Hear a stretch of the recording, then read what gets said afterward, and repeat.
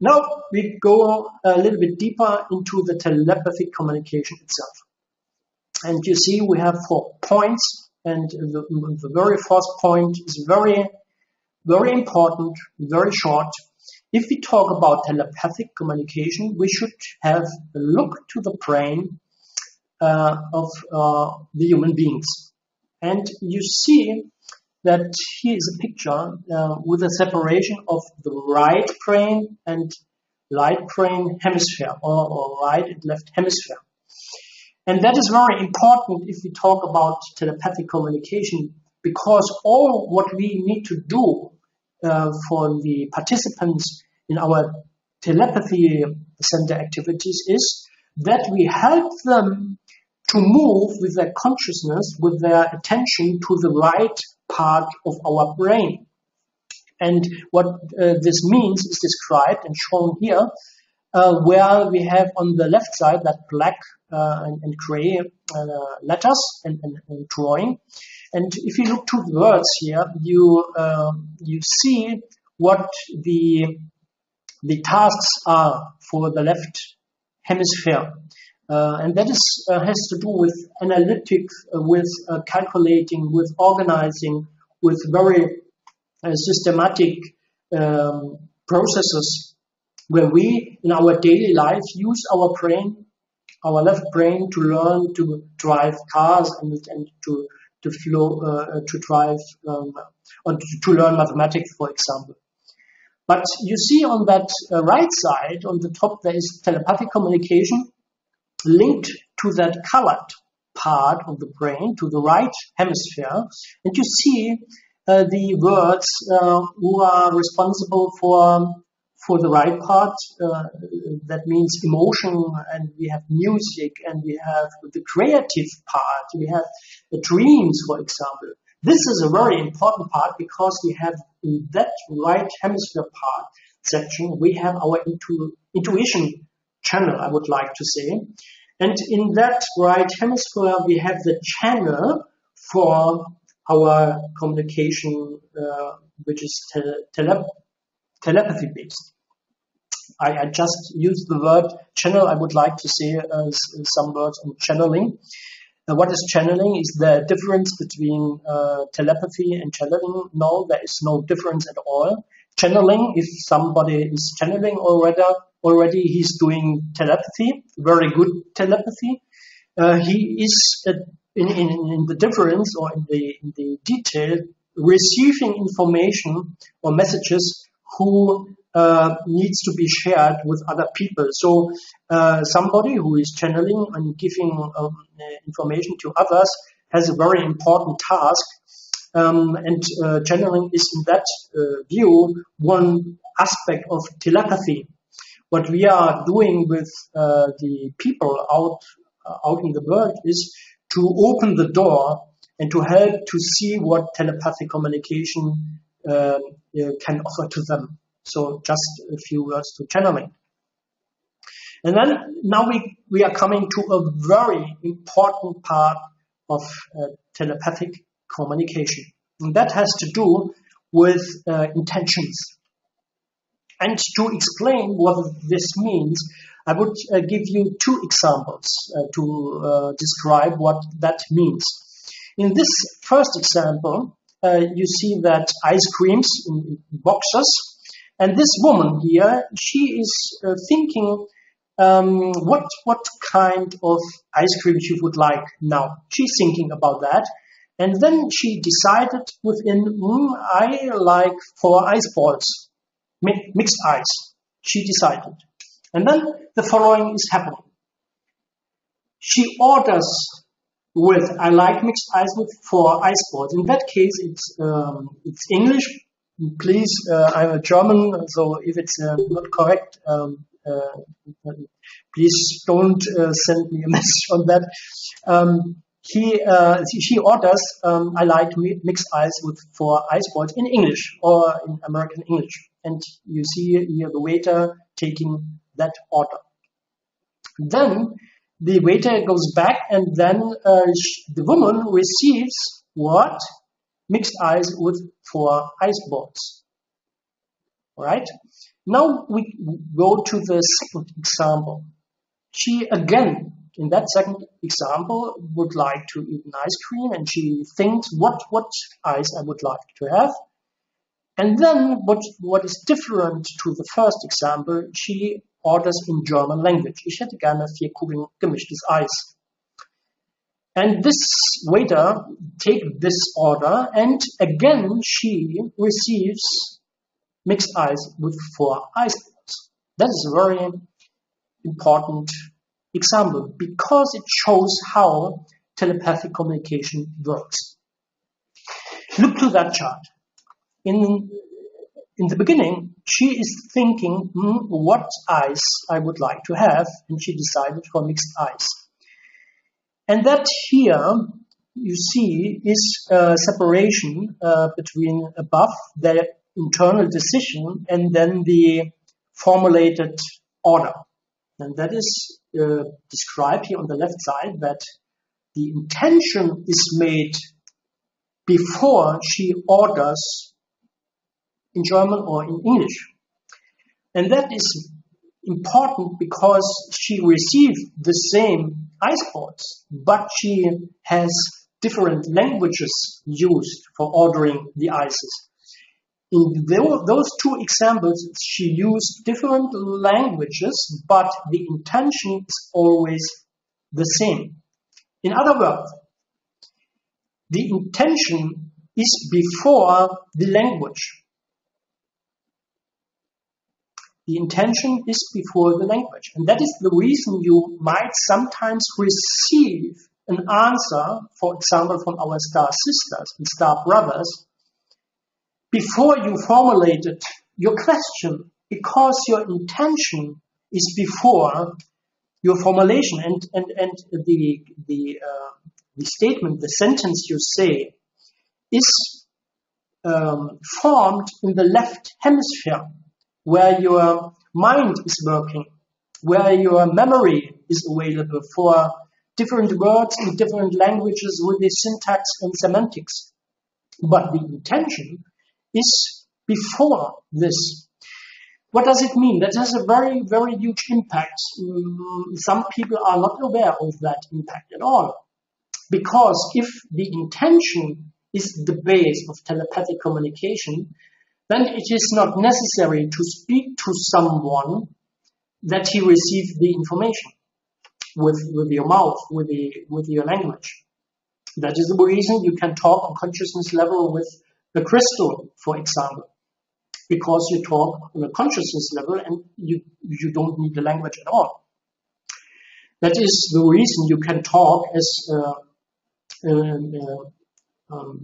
spiritual developed woman or guy who is communicating with deceased people, that you can talk and communicate with a Chinese died man, for example, even you have no idea how the Chinese language is working. And that is the reason that you can talk with our spiritual sisters and brothers from the stars. Even we have more than 23,000 species, different species living together with different culture, with different scientific knowledge. We can communicate with them based on the intention. And that has even impact to our daily life. Because if you think about a person in your work, for example, in the office, you don't like that guy or that woman, and you think about that, and you have a very strong negative emotion, for example, this guy or this woman will receive that telepathic information and impact, not knowing what the reason is she feels so at the moment. And other way around, if you think positive about other beings, about plants, about animals, or your financial officer, for example, then this is the other way around. He feels better and better and better, and he don't know why.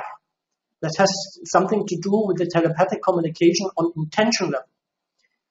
And if we are aware of that, then we can handle this sometimes when talking with our star sisters, star brothers, if they have a very high speed in telepathic communication, because we have an intention and they are answering already, and then we have some conflicts, not very often, but it could be, and then in that case, for example, you can say, stop, please, could you repeat that telepathic message?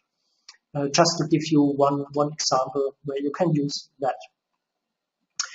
Then we come to the emotions again. You see here that emotion is part of the right hemisphere, that area in the brain which is responsible for that. And remember, emotions are like an amplifier in telepathic communication. So what we would like to recommend to our participants in the events, for example, is to use this emotion-loving attention, and we will use that in the exercises next week as well. The loving attention, what does it mean? Look at the pictures, and if you look to the pictures, you sometimes, I think you will smile, because so cute, so wonderful, so loving, these different pictures, and that leads to the following. Your heart chakra opens. If you smile, if you remember this loving pictures, these cute pictures, your heart will open, your heart chakra will open, which increases the telepathic vibration, I would like to say, the consciousness vibration. And that increases or leads through the point that you go more and more to the higher dimensions. If you have fear, then this lowers the consciousness. If you laugh and if you are full of joy, if you have that loving attention, then you will increase the telepathic communication and give you energy, very strong energy for a beautiful, wonderful communication. So we will touch this in the practical exercises next week and as well. But those pictures give you an impression what we mean with the loving attention. Then if we, because if we think of a mother, like on that left part here, on the left picture, is loving his baby, then we can remember what this means, and we open our heart, and then we are very well prepared for communications with all consciousness entities. Then we reach the last part, which is visualization, projection, and the most important, the shared stage. You most probably use that during your own experiences, but what we are doing during our telepathy center events is that we promote that to all participants very, very strongly, especially as we will see for our scientists. And now I would like to go to the first part, visualization. And we imagine that the left human being here is called Angelina. And if you look to the right hemisphere, there are some expressions like picture or imagination. And that has something to do with the aspect in telepathic communication called visualization. Look to that picture. Our girl, our lady Angelina, here represented by this young lady, is doing the following. Like you did very early in this webinar today, you imagined and visualized a rose, a red rose. And in that case, Angelina visualizes a flower rose vase. That is visualization, the same thing basically. If you close your eyes and you remember your holidays somewhere on the beach, yeah, and then you remember and you see the people on the beach in your visualization. That is visualization, very strong, and that is very important that you start to remember visualization, because visualization helps to move your attention and the attention of the participants to the right hemisphere. So the target, the goal is for all the telepathy center events, for all the people we invite and we help to learn telepathy, that they learn to move their intention to the right hemisphere.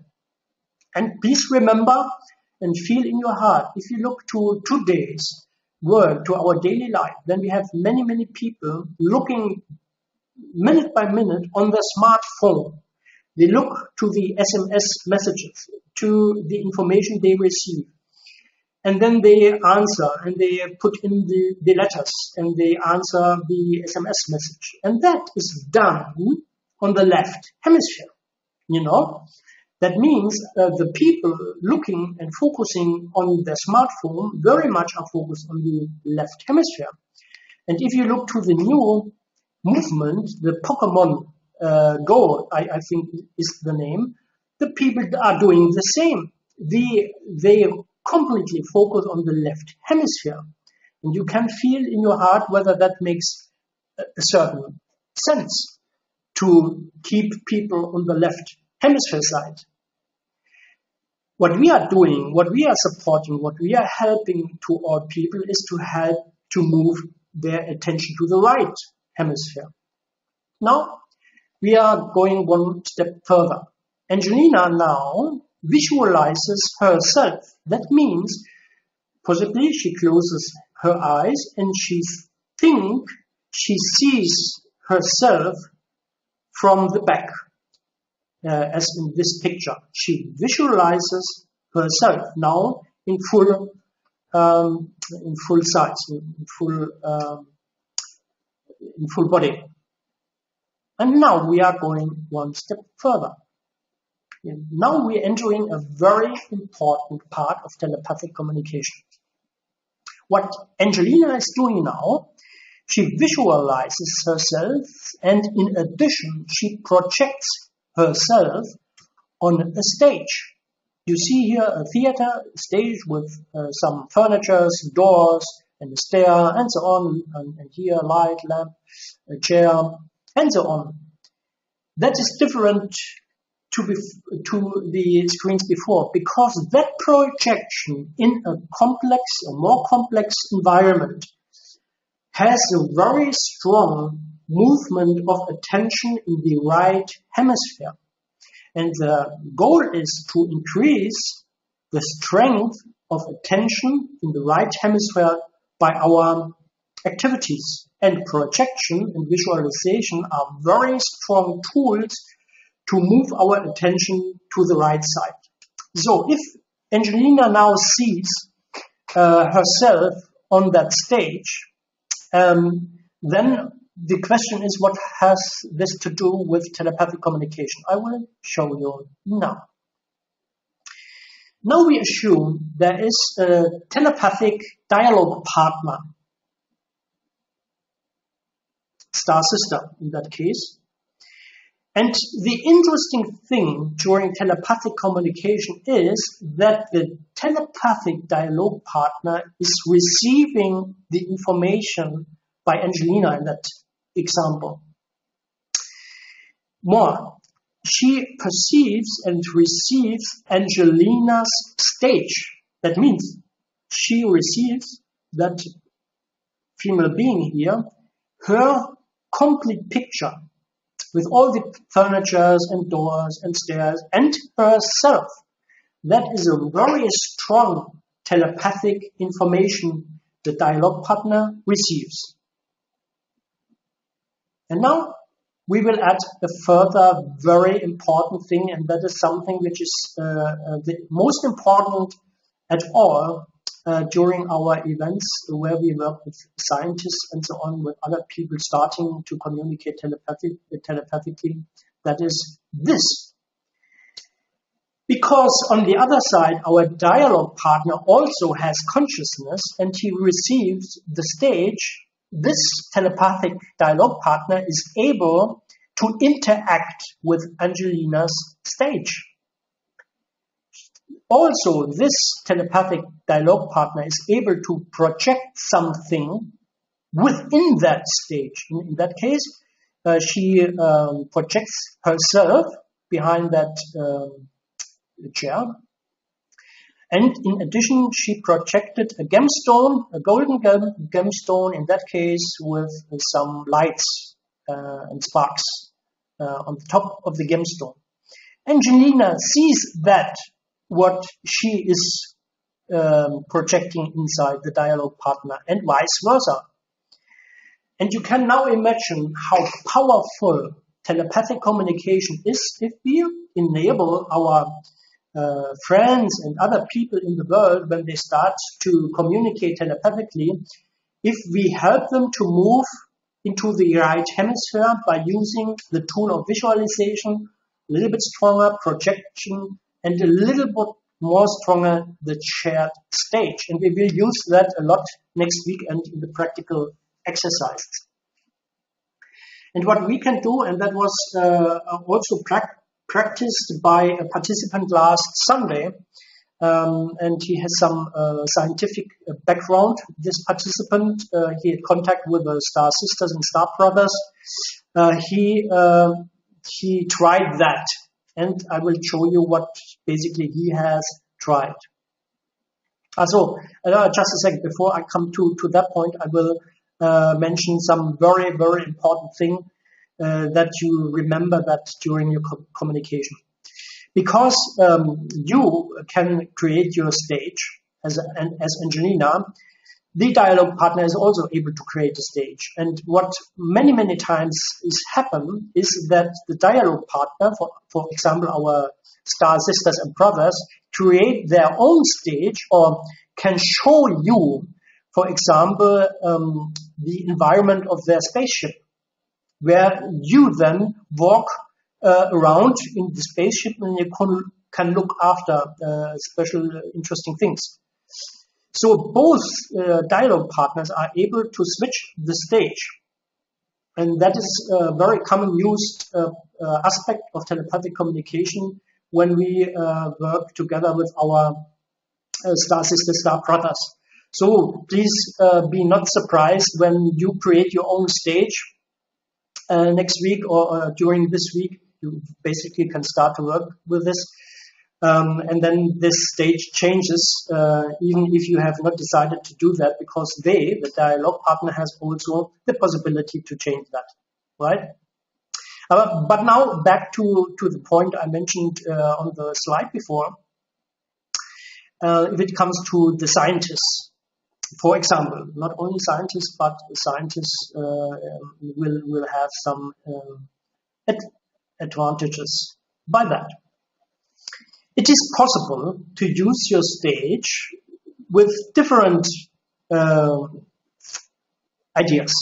Yeah, in that case, Angelina has the idea to project a board where you can write things on the board, like this mathematic statements here. And she asks, in that case, the Star Sisters, Star Brothers, whether this information, this mathematic statement is correct, yes or no. That was the idea, that Angelina projects a board on her stage. And as I mentioned before, the telepathic partners, it's not just one partner, also many partners can see that during the telepathic communication. They can use that stage and even the board, and they can answer. And in that case, the dialogue partner modifies the question of Angelina and puts the right question, the right answer on the board. And Angelina can read that information. And this happens within a few seconds, you know. It is not necessary to learn a language to start with, hello, how are you? My name is Angelina. You can really start to interchange very complex information using telepathy. And what the participant last Sunday did is, when we talked about that tool to use boards on our stage for communication, he asked one of his Star Sisters, Star Brothers contact whether it's possible to exchange information on such a board, and they showed a movie of very quick movie, scrolling from left to right, presenting mathematic symbols. You can also use that as a screen where movies are showing. You can also imagine, for example, a window, yeah, or you can imagine that one of the star sisters come here on top of that stair to that door, opens the door, and then you could look to your home planet if you are related to your star systems.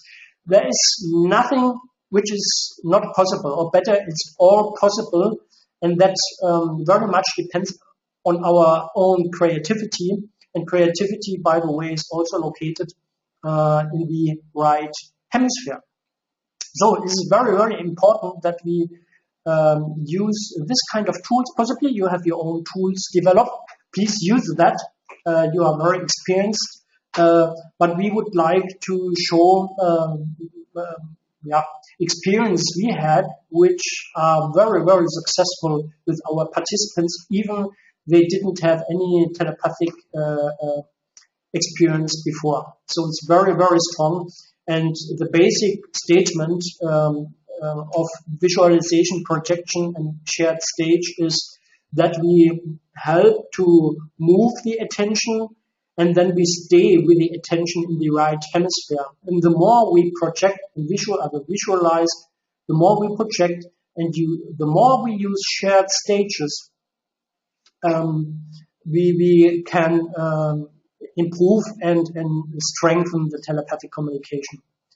What we will also touch next week is the doubts. Many people do telepathic communication, but sometimes there are doubts whether that what you have received is based on our own fantasy, on our mind in the left hemisphere or not. We will give you one information we are using very often during our events to help to clarify for the participants whether that's now fantasy based or not. That is very, very interesting when we cover that point. Now let's go one slide further, and we are approaching very fast now the end of today's webinar. If you look to that chart, that is something we would like to recommend or to show to you. These stages basically created by you are only limited by your own ideas and creativity.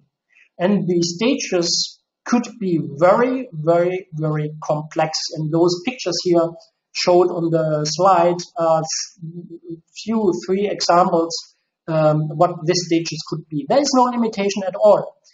And what we have learned, I think today we have some participants also participated last Sunday. They might remember the funny things the scientists had with the Arcturian guys, or the fun they had, or the orb who visited the flowers on their stage and smells the flowers. So it's a lot of fun. We can produce with our own stages, see that as a theater where we can interact with our telepathic dialogue partners, use your creativity, your fun, your joy, your love to create the wonderful thing you can imagine, and share all the information with our star sisters and star brothers and all the other consciousness entities we have discussed before.